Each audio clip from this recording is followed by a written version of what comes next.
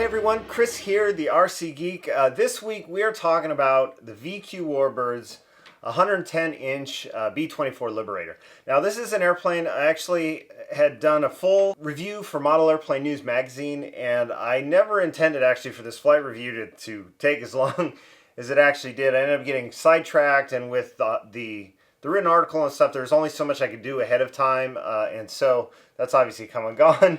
And here we are. So I wanted to give you guys my full rundown on the airplane because it's an absolutely gorgeous airplane. The airframe is extremely nicely built. It's got a really nice finish on it, and it flies just absolutely incredible. In terms of the assembly itself, I actually did a full assembly review article write-up on my website.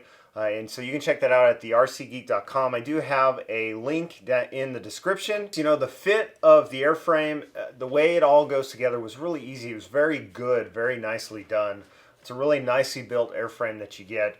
No real major issues, but there are a couple things that I did want to highlight in the assembly itself. Now, there's 4 motors here, so that means 4 times the fun on the assembly of the propulsion system, but I'm using 4 Himax 1000 kV motors with 4-cell 4300 milliamp hour roaring top batteries, and then Master Air Screw 10.7 3-blade props. Perfect power system for the airplane. It really flies it around beautifully, and I'm really only flying like half throttle most of the time. I've got the Robart scale retracts in here as well. Highly recommended. They look fantastic. Their scale, full shock absorbing oleo struts, which really help actually quite a bit. The model weighs 26.5 pounds, so you definitely want to have some of that shock absorption for the landings. The airplane features a Fowler type flap system, just like the real airplane. They're driven by 2 mini servos. Now, one of the things I want to mention is you do need to spend some time getting those 2 servos set up, because if you don't, if there's any kind of bias in there, you'll end up burning up servos. I think I burned up 2 servos in the process of getting the 2 wings set up. So just keep that in mind. Take your time. Make sure that everything is set up well. All of the turrets are operational, and it's actually shown in the instructions how to do that. It's all set up for that. Now, the way that I'm operating them, I developed a random servo motion generator, which is available on my website. So what it does, using 2 of those boards, it randomly moves all 4 of the turrets independently of each other and randomly. So it has a really nice and scale look to it when they're moving around, kind of searching for targets and such. Lastly, the model does feature the scale roll-up doors. Unfortunately, they don't come actuated. I do plan to do that at some point. I just haven't gotten to it yet. When I ultimately do that, I will obviously do a video and an article on what I did. So with that said, let's talk about the CG. I found that the CG location as recommended in the manual was about perfect. They recommend 100 to 107 millimeters as measured from the leading edge root aft. And my CG fell out at about 105 millimeters, feels perfect there. I did have to add about 1.5 pounds of lead to the nose. That is not atypical for a warbird like this. You've got a really short nose moment and really long tail. So you do have to add that weight. And I do have my batteries as far forward as is practical here in the battery bay area, as well as my receiver batteries and the retract battery. I'm running a power safe Spectrum 12-channel receiver, so I have 2 receiver packs, and then I have a separate battery for the retracts, which I do recommend. So in terms of the controls, I found again that the manual recommendations were quite excellent, and that's where I started and pretty much stayed there. I do have my rates just a touch higher than what they recommend, but generally that felt really quite good. So for the elevator, I'm at 19 millimeters up and down with 5% expo. And for the ailerons, 13 millimeters up and down and no expo at all.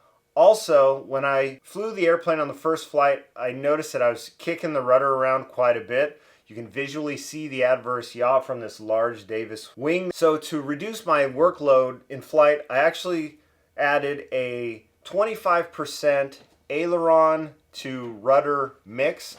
So that way it automatically provides crossfeed from the rudder to help auto coordinate the turn when I give the aileron inputs. So then from there onto the rudder, I'm at 28 millimeters left and right, and again no expo at all. And then on the flaps, at 11 millimeters at half, and then 30 millimeters at full. And there's about an 8% down elevator mix at that full setting. And so it equates to 1 millimeter down elevator at the partial flap setting and 3 millimeters down elevator at the full flap setting. The joy in a project like this is always the flight, right? When you get to the field, you do that maiden flight, and when it's successful, it's elation that you experience. And so this airplane flies absolutely beautifully in the air. It's one of those that commands just a great presence. You take it to an event, guys will stop and just watch the airplane fly because it just looks and presents like the real airplane. It's a really nice size. It's not too big, but it's big enough, you know, one of those type of models, and so it really just looks fantastic. Flight characteristics are great. The airplane cruises beautifully at half throttle. It's relatively quick at full throttle even. Much too fast for scale, of course. Maneuverability is good. I've even rolled the airplane a few times. It takes it like a champ. You just give yourself enough altitude and climb into it. So it's kind of like a barrel roll, and it'll handle it no problems at all. And so, yeah, I can't say enough good things about how well the airplane flies. And at the 26.5 pounds, the airplane doesn't feel that weight at all. It's really lands beautifully with those Fowler flaps. It's a really, really fantastic model that they put together. So let's take this out to the field. We'll give you guys a flight, let you see how it goes, and then we'll come back and we'll wrap it up. Guns were crooked, you know, it's going to make it fly crooked. You got to fix it.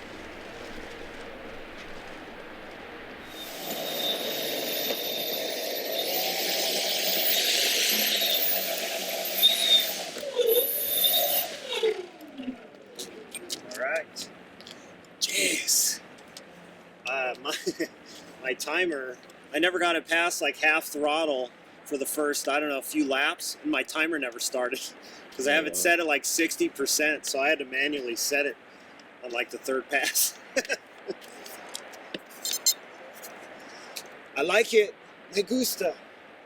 All right, time to put it away now. All right, guys, there we have the VQ Warbirds B-24 Liberator.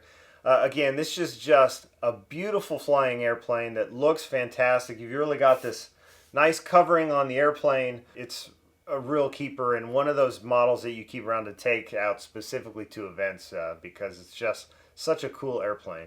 Now, I do have some things to do. I do want to get the bomb drop set up and get those bomb bay doors operating. I'm not sure when I'll get to that just yet.